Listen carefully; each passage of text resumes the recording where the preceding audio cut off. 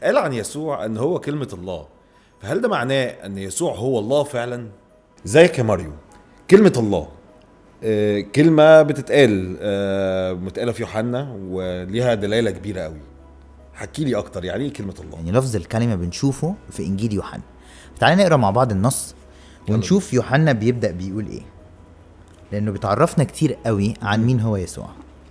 بص في عدد يعني يوحنا 1:1 اول حاجة بيستفتح بيها الانجيل بتاعه، بيقول كده: في البدء كان الكلمة، والكلمة كان عند الله، وكان الكلمة الله، هذا كان في البدء عند الله.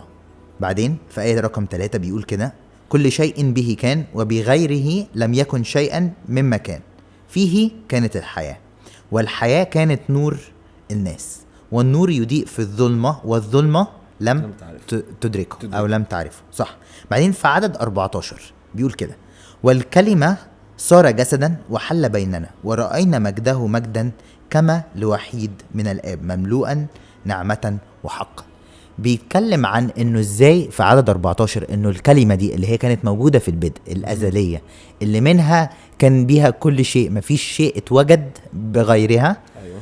بعدين في عدد 14 بينقل بقى اعلان تاني انه الكلمة دي صارت جسدا وحلت بيننا، ورأينا المجد ده مجدا كما لوحيد من الآب.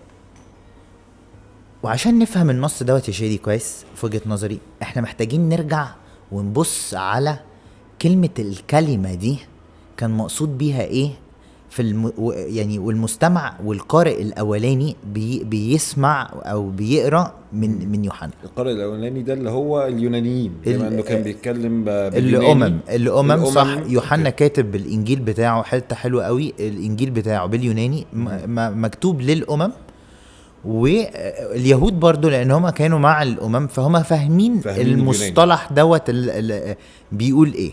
وده واضح انه كان مصطلح تقيل، يعني انت قريته لي سمعته 4-5 مرات في كام عدد صغير يعني.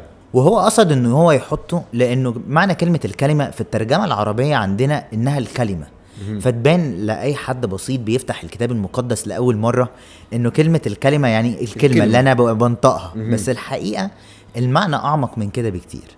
المعنى في اليوناني اللي هو لوجوس. وخليني اقول لك الناس كانوا فاهمين اللوجوس ده ازاي.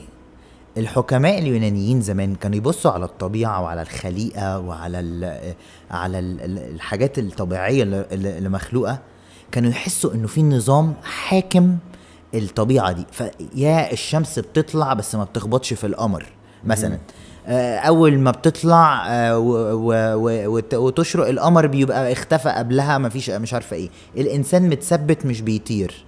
ففي حاجة طبعا امور في الطبيعة. الشجر لما بيتسقي بيطلع ويكبر ويطرح ثمر.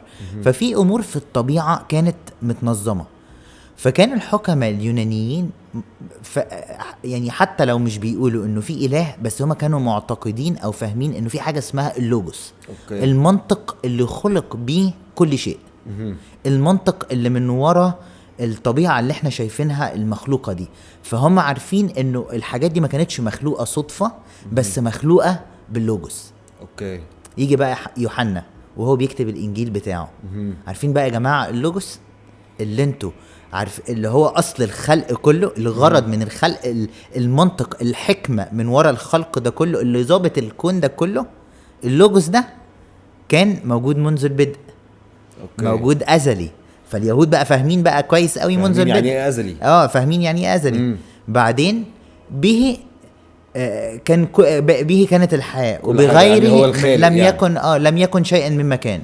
فمن غير وجوده مفيش شيء. وده برضه بيتفق مع الفلسفة او الناس اليونانيين انه هي ده فعلا اللوجوس. صح. بعدين بقى يجي في عدد 14 يقول لهم بقى ايه نقلة بقى دي. اللوجوس ما بقاش مجرد فكرة، اللوجوس قد تجسد وحل بيننا. عشان كده احنا في اليومين دولت بنحتفل.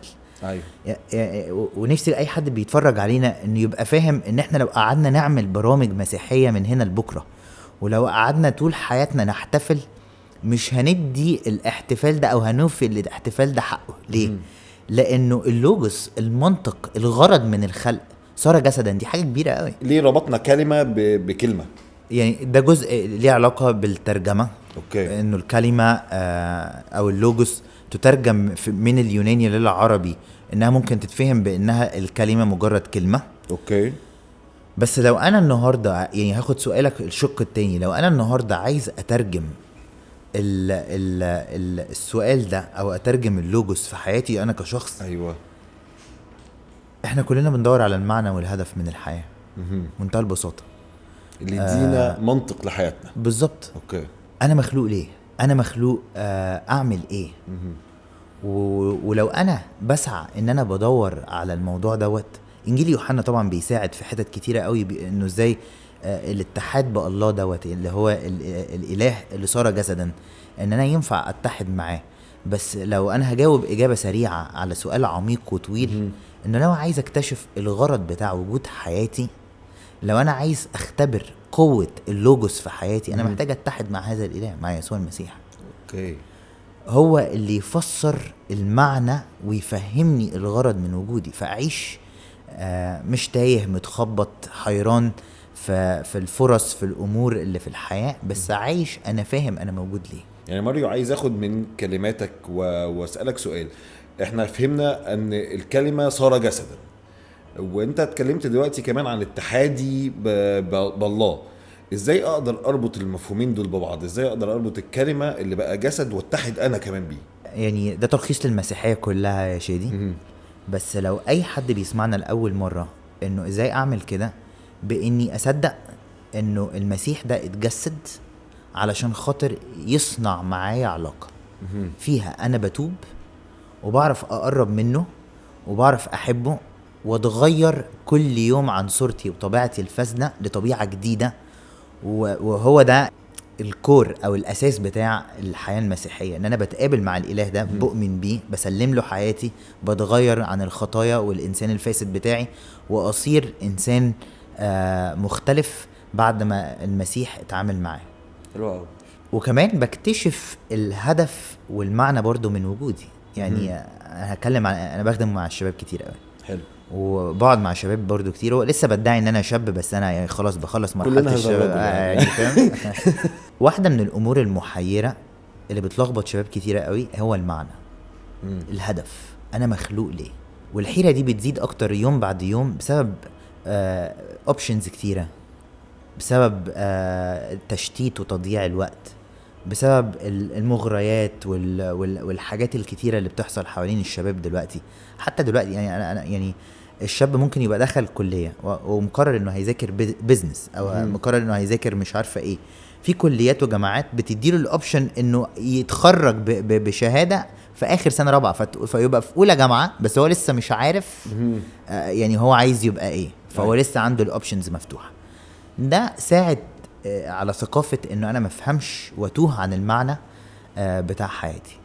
والحقيقة وده اللي حصل معايا، اختبار شخصي، بس كمان ده اللي بنشوفه على مر الكتاب المقدس، انه فهمي لله واتحادي بيه واني اتنقى من الطبيعة الفاسدة اللي انا كنت بقولها بشوية بيساعدني كل يوم اكتشف المعنى لحياتي، لانه انا مخلوق لهدف معين. فلو اليونانيين كانوا بيقولوا عليه لوجوس، احنا النهاردة كمسيحيين بنقول عليه يسوع المسيح المتجسد او الكلمة المتجسدة.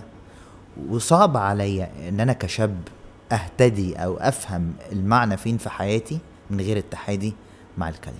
يعني زي ما اليونانيين فهموا المنطق في يسوع المسيح ده اللي كان بيقوله يوحنا، احنا كمسيحيين نقدر احنا ما نعرفش هم فهموه ولا لا ساعتها، يعني بس هم كانوا فاهمين اللفظ كويس قوي. اللوجوس ده بيشاور على ايه؟ هو كان يوحنا بيشاور ان المنطق اتجسد في يسوع المسيح. وممكن لو هاخد ريفلكشن على حياتنا الشخصية، ان احنا كمان لو عايزين يبقى لحياتنا منطق او لحياتنا هدف او غاية اوسع، فهي تيجي عن طريق ان احنا نعرف هذه الكلمة المتجسدة. طب ماريو، اسألك سؤال تاني. ايه اللي بيعلمه لنا مفهوم الكلمة ده في دور يسوع بقى في الخلق والفداء؟ الآيات اللي يوحنا قالها بتعبر قوي، بتقول حاجات عن الله واضحة. يعني لو مسكنا النص تاني وفتحنا مع بعض اول كام آية قريناهم، بص بيقول ايه؟ انه في البدء كان الكلمة. يعني الله طبيعته أزلي، هو موجود، يعني هو من الاول خالص قبل الخلق. اوكي. فهو بيقول لنا انه الكلمة ده قبل الخلق. فدينا بنعرف اول معلومة عنه.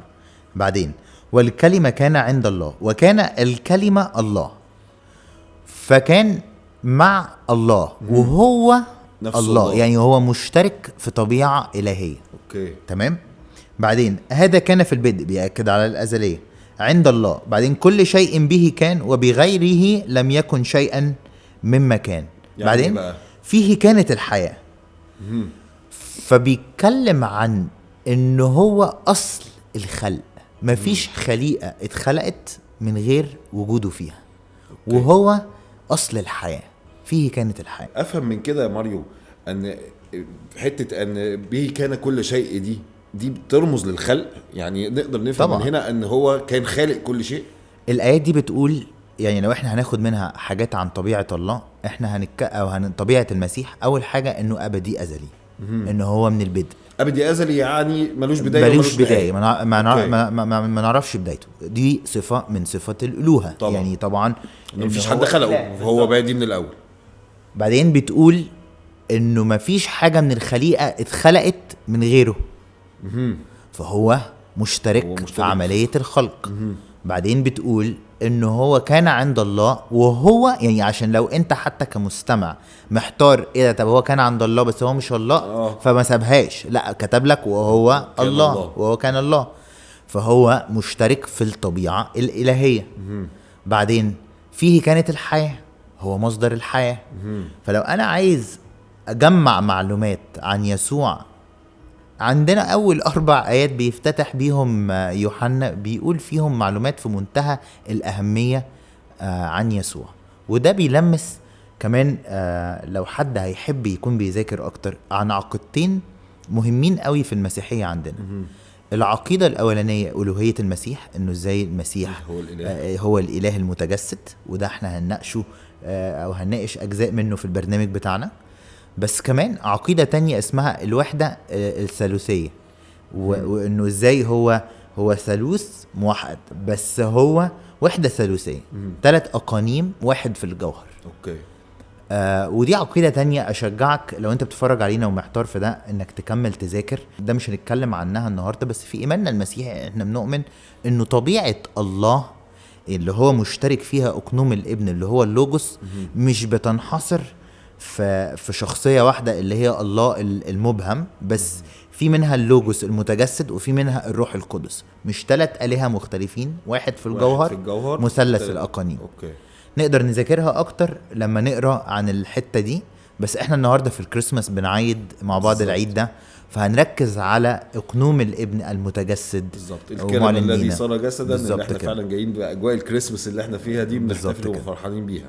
ختاما يا ماريو، هو ده معقول ان الكلمه بقى جسد فعلا؟ الحقيقه شادي انه بعد ما شفنا معنى كلمه الكلمه ودرسناها وفهمنا ان هي اللوجوس ومعناها اعمق بكتير قوي، ان هي الحكمة والغرض من الخليقة كلها، في رأيي انه ده معقول، انه هو ده يسوع المسيح الاله اللي احنا بنعبده وبنحبه، ان هو الغرض من الحياة، هو الحكمة من وجودنا، هو الاصل بتاع كل حاجة احنا عايشينها.